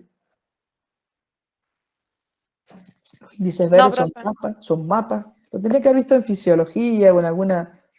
Son unos mapas que les toman con satélite o con aviones en 2 longitudes de onda. Acuérdense que las plantas emiten en distintas longitudes de onda. Si yo mido, por ejemplo, lo que se llama las ondas rojas y las infrarrojas, y hago unos índices, saco lo que se llaman los índices verdes, que es, bueno, mientras más funcional, mientras mejor está el cultivo, mientras mejor está la planta y todo, tiene un valor el índice verde que no tiene cuando está enferma, emite una planta enferma o seca, emite en distintas longitudes. Eso es mejor que un mapa de suelo, para mí, ¿no? Digo, es superador. Le saco una foto de arriba y sé qué sector está malo y qué sector está bueno. Están muy también cotizados los llamados índices verdes. Y no solo se usan en fincas. Yo puedo hacer un índice verde con un satélite que está mucho más arriba y para ver nada más cómo es abajo la distribución de la flora. Hemos llegado a determinar lo que se llaman las firmas espectrales. O sea, cuando tienen muchas jarillas, emite de una sola manera. Cuando tienen solo, no sé, un caldén, emite de una sola manera. Entonces, sin ir abajo, mirándolos de arriba, yo puedo decir, acá hay caldenes, acá hay jarillas, acá hay, no sé. Es un trabajo buenísimo, muy de onda, de hacer mapas de índices verdes o de suelo. Muchas veces, si yo le superpongo a este mapa uno de índice verde, coincide que esta planta de acá sean distintas a las de acá. Todo esto es la frase con lo que cierro esto. Y lo que les quiero decir que no había habido oportunidad de decirlo, ¿no? Creo que sea más nada. No, son las veces que la hemos mostrado y la hemos mostrado a grupos de técnicos y alumnos para que aprendan sobre esto. La frase final, dejo de presentar, que quiero terminar esto hoy para cualquiera de las dos carreras, es que conocer la variabilidad del terreno es gran parte del éxito de cualquier proyecto. Ya no se admiten tanto, vamos, hagamos muestras compuestas y cuánto fertilidad hay que ser. No, se quiere precisar y tenemos las herramientas, nos permiten las herramientas modernas saber dónde están esas diferencias. ¿Dónde está la diferencia de textura? ¿Dónde está la diferencia de salinidad? ¿Dónde está la diferencia en los mapas de vegetación? Conociendo la variabilidad, yo puedo manejar mucho mejor el proyecto que se viene. Puedo saber con más precisión a dónde voy a hacer la red de drenaje. Puedo saber mucho más. No solo, esta sonda es bueno porque está a nivel de terreno, está ahí, está pasando al lado del suelo, pero también se puede usar la teledetección, que son los sensores proximales, los que van más lejos, los que están a distintas alturas, que también podemos estimar buenas cosas. Toda esta ciencia nueva, se aprende mucho en los posgrados, tenemos varios de los integrantes de la cátedra, justamente los más nuevos, han ingresado porque manejan estas técnicas y esperamos, estas técnicas geoestadísticas, esperamos sacarle un buen jugo para la mejora del manejo. En Chile hace mucho que saben que manejar el sitio en forma específica a veces les da mejores resultados que tomar una medida general. A veces no es fertilizar todo, sino vamos y fertilicemos el sitio donde se necesita y homogeneizar, dejar que el cultivo al final se vaya homogeneizando es mucho mejor que piensen en agua cuando regamos, y regar menos, regar más, decimos, aumentar la frecuencia. Y si no podemos, y si no es que toda la finca es igual, bueno, estudiame, decime cuál es el sector que necesita eso y yo empiezo a manejarlo distinto. Cosechan distinto incluso. Eso es algo muy nuevo. Agarran estos mapas, los técnicos de las empresas vitícolas y dicen, y este no va a madurar todavía, este es un suelo muy arcilloso, muy húmedo, muy frío, qué sé yo, le cuesta madurar. La cosechas una semana después. Empezar por aquel sector que es el arenoso, que se prevé que está maduro, hasta cosechan distinto. Bueno, hacer mapas de suelo es todo un mundo, se los van a enseñar en posgrado, nosotros queríamos que no se fueran sin idea, y usar esta sonda de inducción electromagnética es una herramienta útil para estudiar la variabilidad, no solo la salinidad. Bueno, Profe, tengo una pregunta. habiendo llegado a este punto, había más calicatos, no les voy a mostrar más nada, vamos a estos últimos 20 minutos. Sí, dale, Facundo. Sí, en el caso que nos mostró antes del suelo salino, pero que tenía problemas grandes de física del suelo, ahí se podría hacer Sí. coberturas que fueran con plantas halófitas.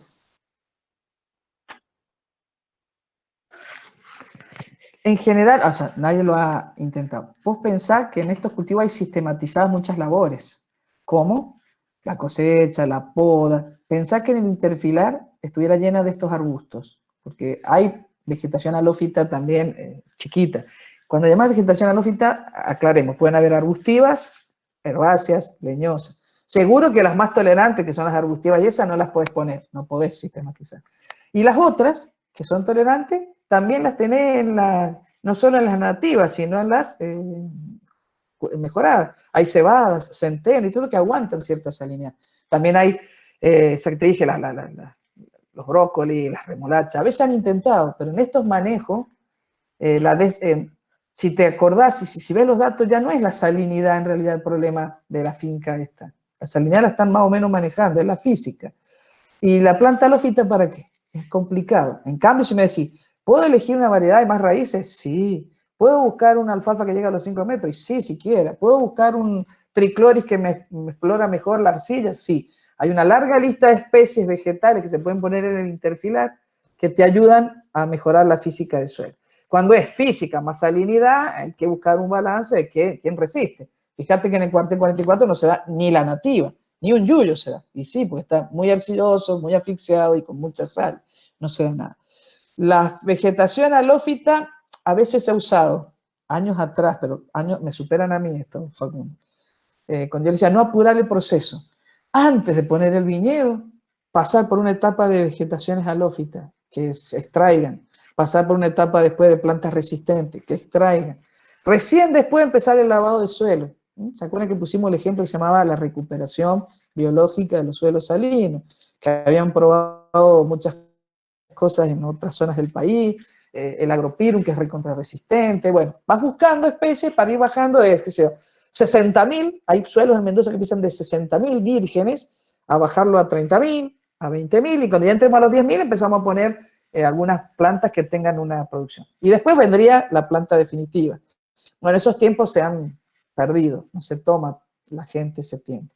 Y empieza con lavado, si es que lavan, o incluso ponen, como te mostramos en los olivos, pusieron los olivos, los cordobeses, sin haberse fijado antes que eran salinas, y después tuvieron que, sobre la marcha y con pérdidas de por medio, volver a empezar. Pero no se descarta, solo que habría que buscar en qué situación. En una cosa ya cultivada, es difícil mejorar la física así nomás, hay que buscar la especie adecuada. Es más o menos la respuesta que te puedo dar. Bueno, vamos a la parte, por favor presten atención, cómo van a trabajar la monografía, porque hay un tiempo después que es el 22 de junio, creería, y lo tienen que cumplir.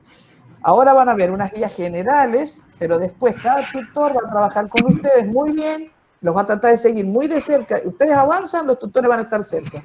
Ustedes no escriben y no hacen nada, van a llegar el 22 con el trabajo a la mitad. La dejamos a Laura que se los explique. Bueno, buen día chicos, voy a presentar. A ver. ¿Se ve ahí? Sí, se ve. A ver, esperen que... Sí, Lau, se ve. Porque si no, explota la compu. Bueno, como ya les han comentado, para suplantar un poco el tema de las salidas que no vamos a poder llevar a cabo, se va a hacer una monografía que va a estar en el módulo, va a comprender el módulo 5 de la carpeta de trabajos prácticos. Ahí nosotros les dejamos la guía de contenido de trabajos prácticos, ahí está detallado ese punto. Entonces, ¿de qué va a ser la monografía? Como le comentó Rosana y Nacho, del área salina y del Valle de Uco. Entonces, ¿qué es una monografía? Primero, es un documento que se elabora a partir del estudio, de la investigación de un tema en particular. Bueno, en este caso, no sé por qué se me pasan solas. En este caso, el tema en particular es el área salina y el Valle de Uco.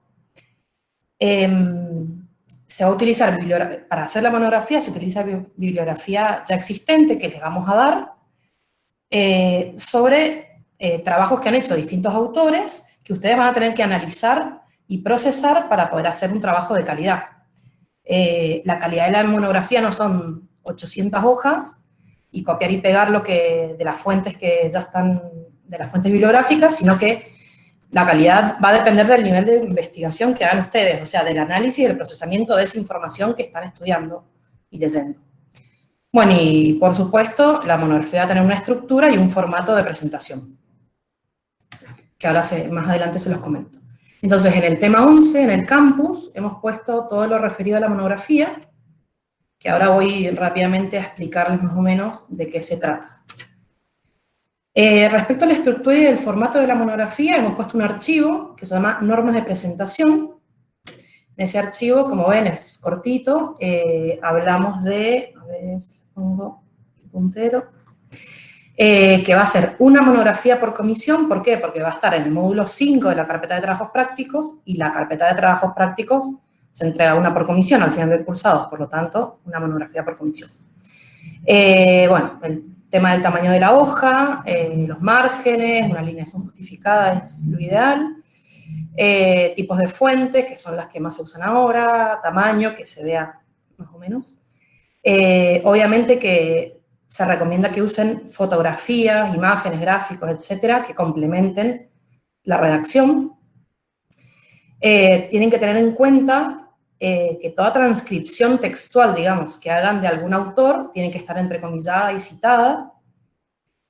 Bueno, ahí el tema de la carátula o portada tiene que tener como mínimo el nombre de la materia, el nombre de los integrantes de la comisión, el número de la comisión también, bueno, el título del tema y el año. Obviamente tienen que citar al final la bibliografía consultada y las citas utilizadas. Y bueno, y la monografía, como les decía antes, no tiene que ser larguísima, y acá les hemos puesto como 5 páginas de mínimo y no más de 10 páginas de longitud de la monografía. Bien, respecto al tema, como también hay una guía de contenidos, un archivo, que bueno, acá les comento un poco, les hace un breve resumen, una breve introducción de cada de las 2 áreas, y les también indica los contenidos mínimos que tienen que tener: la descripción cultural y ecológica de las zonas, el origen, o sea, lo que por lo menos tienen que nombrar en la monografía: el origen de los suelos, los procesos de formación, las características edafológicas principales, los problemas edáficos de las zonas y los manejos culturales que se están realizando y los que se recomiendan. Bien, después está lo que les decía, la parte bibliográfica que les vamos a dar, que está en una carpeta que se llama Material de Apoyo y Antecedentes de la Salida a Campo. Como verán, les va a salir una carpeta con un montón de archivos del área salina, bueno, el cinturón verde es más amplio, digamos, del Valle de Duco, mapas, después también está, bueno, lo que explicaron recién de la salida a campo del área salina del 2019. Un archivo, un apunte de Romanela, de los suelos de la región de Río Mendoza, bueno, distintas fuentes bibliográficas. Y además, fuera de material de apoyo, hemos agregado un informe de aptitud de suelos de Guaymallén. Tuve que ponerlo como URL porque es muy pesado, entonces ustedes van a hacer clic ahí y les va a aparecer un PDF que se llama Informe Final de Estudio de Aptitud de Suelos, y lo hicieron, bueno, uno de los chicos que está trabajando ahora en la cátedra y uno que trabajaba en la cátedra, pero lo hicieron, bueno, con el INTA en el año 2019. También está muy completo. Bien, y respecto a la estructura de la monografía, un ejemplo de estructura puede ser la portada o la carátula, que ya se lo comenté antes, un índice para que el que lee la monografía se pueda saber dónde están llegue rápido a las distintas partes de la monografía, una introducción para, y como su nombre, o sea, repitiendo la palabra, y para introducir al lector en el tema, un objetivo de por qué se hace la monografía. Bueno, el contenido es todo este estudio que van a realizar sobre las 2 áreas, una conclusión y obviamente la bibliografía. Y eso sería todo. Obviamente pueden leer bien después las normas de presentación, contenido, etcétera. Y bueno, lo que quería, no sé si hay algún cambio, Rosana, Nacho, pero bueno, en teoría el martes 26 de junio es el parcial 4, y donde se entregan las carpetas y por ende también la monografía. 22, no 26. Ah, leí mal.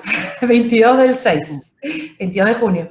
El jueves 24 van a ser las consultas y las devolución que le vamos a hacer a ustedes de la monografía, si tienen que modificar algo o arreglar algo, y el sábado 26 van a ser los recuperatorios. Y ya después de eso le vamos a hacer la entrega de la situación académica de cada uno.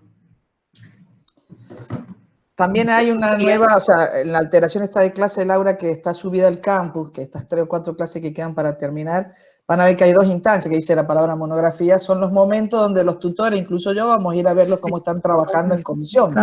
Así que les pedimos que con cada tutor arreglen qué día y a qué hora están arreglados, están reunidos, porque vamos a ir a visitarlos con aportes, más allá de que cada uno de ustedes de comisiones pueden establecer como modalidad de trabajo un Google Drive donde están arreglando las cosas y los chicos les están mirando en tiempo real el aporte.